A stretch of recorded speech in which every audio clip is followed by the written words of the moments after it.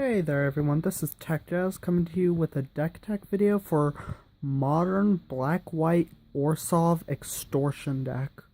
So to start, I'll go through what each card is, what it does, and then afterwards I'll explain how it contributes to a deck. We'll go ahead and start with creatures. For starters, we have Tithe Drinker, who's 1 black, 1 white for a 2/1 vampire with lifelink and extort. Then next we have High Priest of Penance, who's 1 white, 1 black for a 1/1 human, who says whenever High Priest of Penance is dealt damage, you may destroy target non-land permanent. Next we have Crypt Ghast, who's 1 black, 3 colorless for a 2/2 spirit with extort, and then says whenever you tap a swamp for mana, you may add another black to your mana pool. So, in other words, it adds 2 mana instead of 1. Blood Baron of Scopa, who's 1 black, 1 white, 3 colorless for 4/4 vampire with lifelink, protection from white, protection from black. And as long as you have 30 or more life and an opponent has 10 or less life, Blood Baron of Scopa gets +6/+6 and has flying. Finally, for creatures, we have Divinity of Pride, who's 5 black or 5 white for a 4/4 spirit with flying, lifelink, and Divinity of Pride gets +4/+4 as long as you have 25 or more life. Next, we'll go to our back row spells, which we have Tablet of the Guilds, which is a 2 colorless artifact that says when it enters battlefield, choose 2 colors. Whenever you cast a spell with at least one of the chosen colors, you gain 1 life for each of the chosen colors. Sorry. Next, we have Dazzling Reflection, which is 1 white, 1 colorless instant. You gain life equal to target creature's power. The next time that creature would deal damage this turn, prevent that damage. Next, we have Read the Bones, which is 1 black, 2 colorless, sorcery, scry 2, then draw 2 cards. You lose 2 life.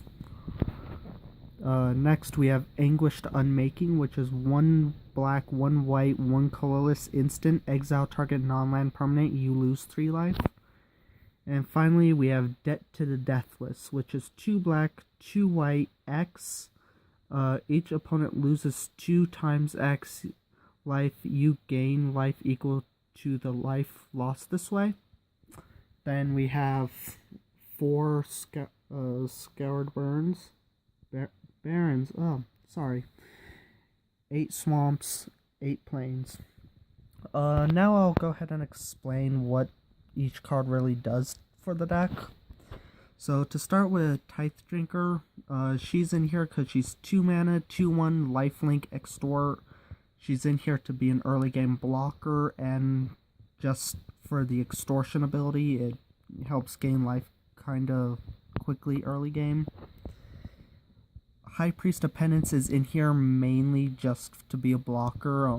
He's just there to really get in the way and be something for your opponent to have to kind of work around. Next is Crypt Ghast, which is in here mainly to mana ramp the deck, make it to where these more expensive things we have can be played quicker. The extortion is nice. Overall, just in here for that. He is part to the deck's main win condition. That being said, is because this deck also has a function for 2-headed giant matches. It's really what I meant it to be built for, was for multiple person games where it's like 2-headed giant or a free-for-all of some sort, something to where extort will work off of multiple different things at once. Next we have Blood Baron of Scopa, who the lifelink is nice. He's a 4/4 beat stick, protection from white and black, meaning it does make it a little bit harder for some people to deal with him. And then his ability of, if you have 30 or more life, if an opponent has 10 or less life, he becomes a 10/10 with flying, is nice. A little too specific for my taste, but I'll accept it for being that he has the protection. Divinity of Pride in this deck is just amazing because with the amount of life gain you have, he easily becomes the 8/8 quickly, and then I mean flying lifelink. If you drop him in and he becomes an 8/8, he's gonna do a lot of damage quickly.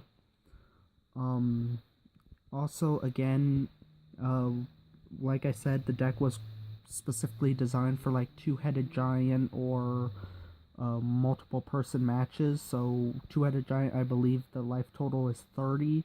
As soon as he hits the field, he's gonna become an 8/8 regardless.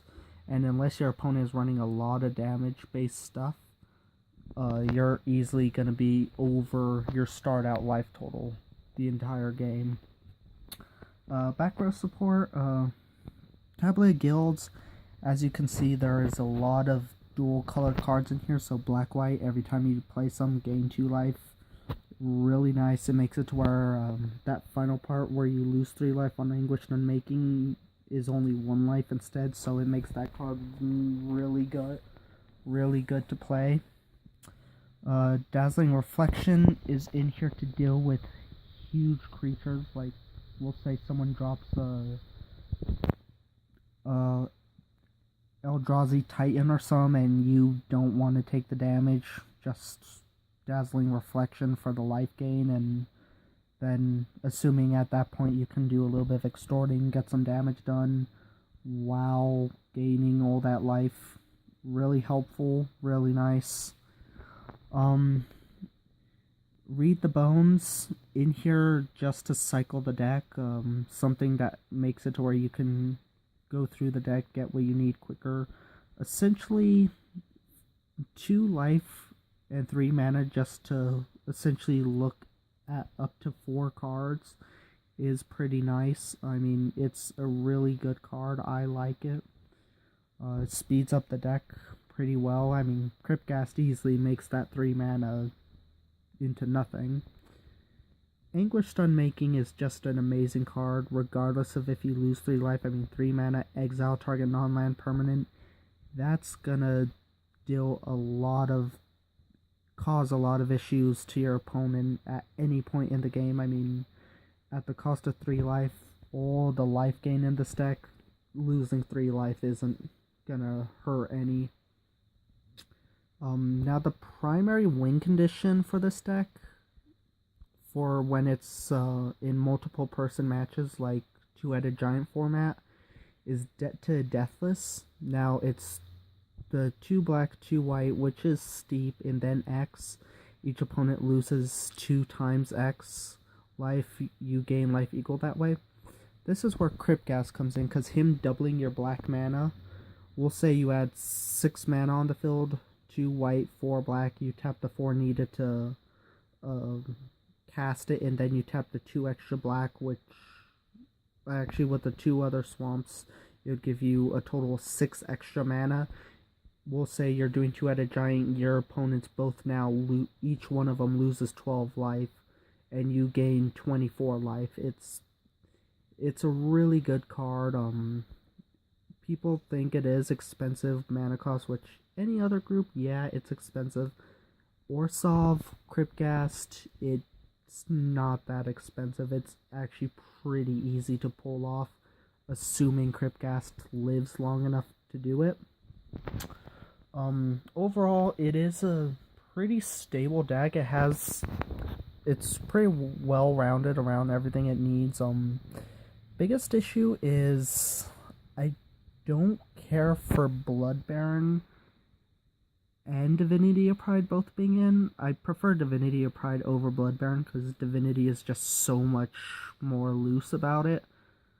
There isn't anything else better than Blood Baron that I've really seen to put in.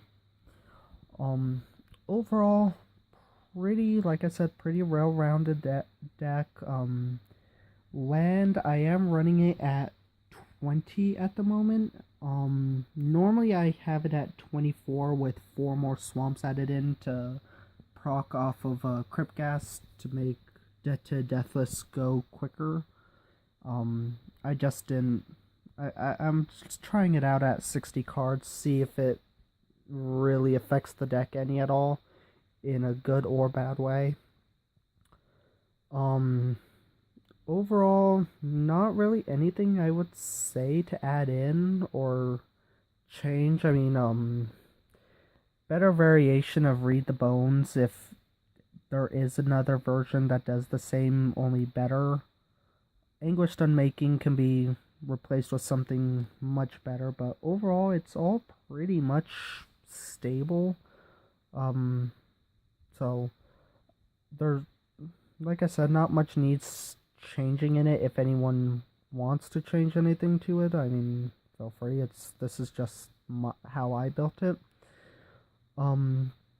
So yeah, if you have any questions or comments about the deck, please leave a comment down below. There is a list of all the cards in the deck in the description below. So yeah, that'll be it. Okay, bye.